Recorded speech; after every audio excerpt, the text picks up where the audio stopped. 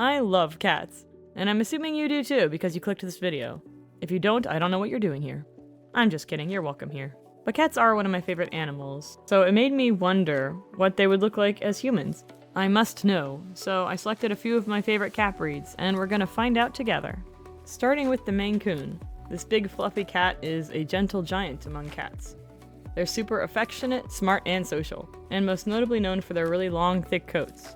I've always wanted a Maine Coon, and I've never had one before. I think that would be my first choice if I ever got the option. So for this character, I knew I had to give her a fluffy fur coat. But don't worry, it's faux fur. She loves animals and wouldn't harm a fly. I also gave her a suit because this is a working cat. Maine Coons are easy to train and really good at hunting, especially since they can withstand really cold winters. Maine Coons also have a few other traits, like really big ears and feet. So I made her ears on the larger side and tried to make her look like a really tall lady. Maine Coons' personalities tend to be really friendly, so I wanted her to be bubbly and really extroverted. She likes talking to people and making connections, and I wanted to capture that in her expression.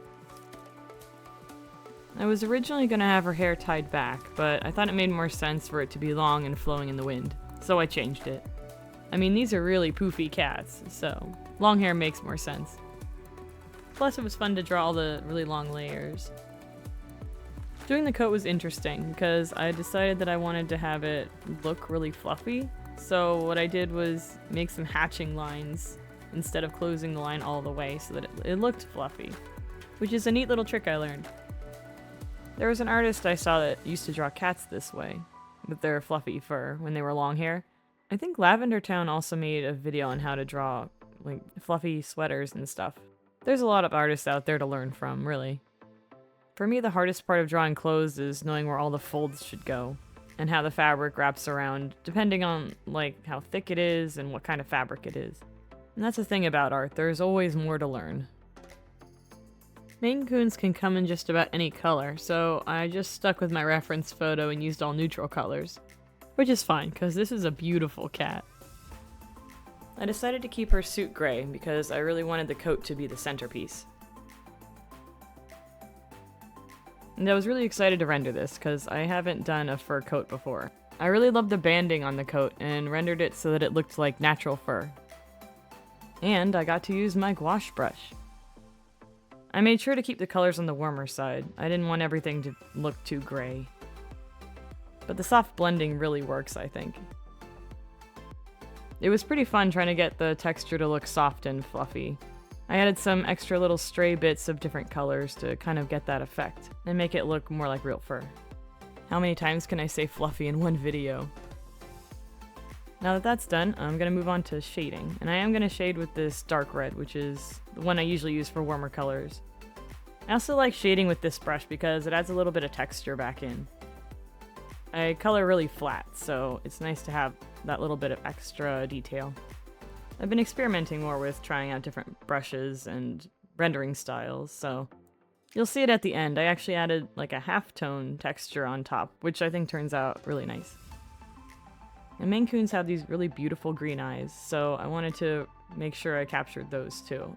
Although I'm still trying to figure out my eye rendering style. I like this kind of soft look, but it's subject to change. And here's the final piece. What can I say except I like it? But next up is a classic breed, the Siamese cat. It's one of the most recognizable cat breeds, notably known for their bright blue eyes and unique color point coats. Apparently they can also change colors as they get older. Not like entirely, but their colors will shift and change as they age, which is pretty cool. I really love these cats because they're so gorgeous. I mean, look at that baby. My neighbor actually had a Siamese cat, and she was the sweetest thing. She would just kind of wander into our yard sometimes, asking for pets. She actually had crossed eyes, which I guess is a pretty common genetic trait with Siamese cats. Thankfully, I don't think it impacts their lifespan at all. And she was just the cutest thing.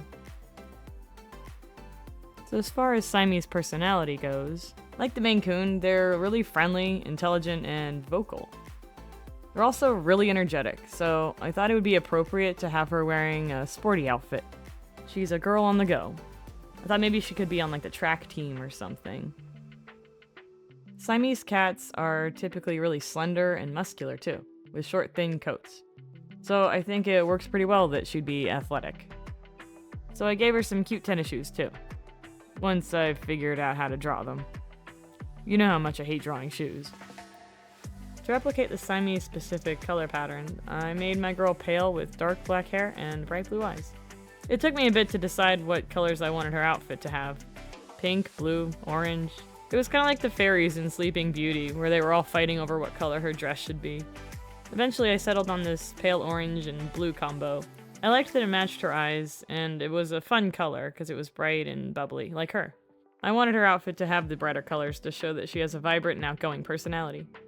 I also thought about making the tips of her fingers have like a dark gradient too, but it made it look like she had frostbite, so I decided against it. I think the idea still comes across, just with her hair and eye color. Speaking of her hair, I originally did the shine with this kind of orange tone, but it made her hair look more brown than black, so eventually I go back and change it to more of a blue. For her eyes, I wanted to do this little heart shine in them. I think it just adds to the cuteness level. I also gave her a tiny bit of blush, just to lighten up her cheeks a bit. She's probably also been jogging, so it makes sense that she'd be a little flushed. And here I changed the highlight to blue. And I'm also gonna add this new texture brush that I got onto her just to make it look a little more artsy. I've been loving playing around with these new brushes. They're so much fun. And here's my Siamese girl. I think she turned out super cute, even though I had the canvas flipped the whole time. Whoops. Last but not least, I wanted to do a tortoiseshell cat, or a tortie. I know, this isn't really a cat breed, it's more of a coat color. But I really wanted to draw this kind of cat, and it's my YouTube channel, so you can't stop me. This color can actually appear in a lot of different breeds, and similar to calico cats, almost every cat born with this coloring is female, which is really interesting. It has to do with genetics.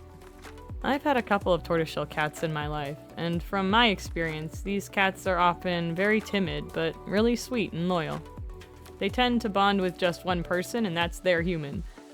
They also like their alone time, and are perfectly happy just sleeping in the sun. So I wanted my character to be enjoying a nice, relaxing introvert activity, like reading a book outside. I imagine that she's just really quiet and kind and enjoys her space. I gave her short hair because both of my torties were short-haired cats. I also just gave her some really comfortable clothes, because these cats love to be comfortable. And I really wanted her to be wearing a plaid dress, so I am gonna have to figure out how to draw plaid. That's gonna be fun. But I really wanted it to match the tortie's coloring, so I think it'll be worth it. They tend to have really multicolored coats. Some of them even have patches of orange, red, gray, black, and sometimes white. My kitties had really white socks. But going off the reference picture, this one looks mostly orange and black, so I want her hair to be two-tone. I decided to have her roots be black, and they're kind of growing in now. I also love how green its eyes are, so I definitely wanted to add those in too. Since the plaid is going to be pretty busy, I am going to just give her sweater a nice cream color, so that it doesn't stand out too much. And the book is going to be a nice complementary blue. We love color theory here. I was originally going to have some kind of title on the book, but I couldn't really think of anything clever or catchy enough, so I'm just going to leave it blank.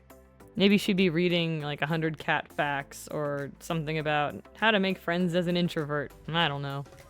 Maybe those are just the books I'd be reading. Anyway, I think I've got this plaid pattern down now, but I'm going to adjust it a little bit so that it's kind of softer. It seems a little bit harsh with the dark browns. But I think it's not too bad for not knowing how to render plaid properly. Oh, that was a tongue twister.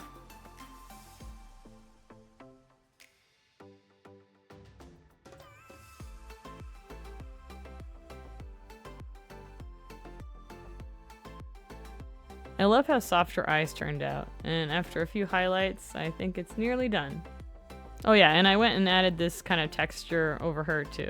I don't know, it just has like this nice comic book feel, and I'm really digging it right now.